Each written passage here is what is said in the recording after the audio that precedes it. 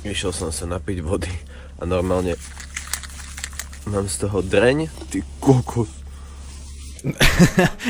Ako áno, bola to super noc. Ráno som sa zobudil jak rybička. Nechce sa mi ísť toho spaceku. OK, bola to už dvojciferná minusová hodnota teploty, čo sa na vás ráno asi podpíše.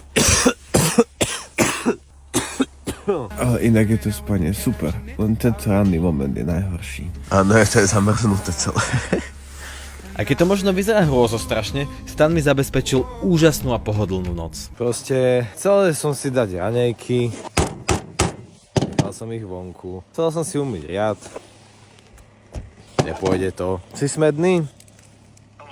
Čas na čaj. Po týchto raných útrapách som potreboval nabrať sily na dnešný deň, keďže nás čaká ďalšie ťahanie na sever do Nórska. Rozmrazil som preto výbornú gazovanú vodu a pripravil teplý nápoj, ktorý nás všetkých postavil na nohy.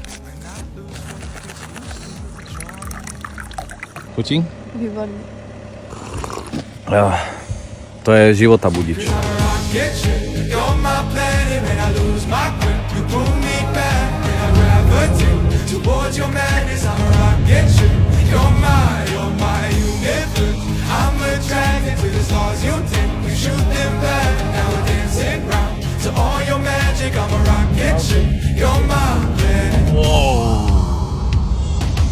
Čo ty maličký kontajnerik, teba tu tak nechali rodičia samého? Joj, maličký, čo si? Joj, rodičia odišli a tu ho tak nechali maličký. A to ty takto, keď necháš pri mori taký kontajner, tak sa z neho stane klasicky veľký?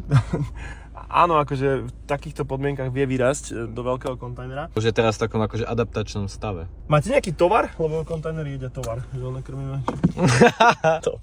No dobre, nechal som vás teraz trošku užiť si túto cestu do Nórska bez môjho otravovania, ale teraz dôležitá správa. Walter sa rozhodol jednému z vás dať tento strešný stan na celú sezónu, tak pozri fotku v profile a zapoj sa do súťaže. A možno práve tebe sa pošťastí vyhrať a zažiť s týmto stanom možno aj takýto brutálny zážitok.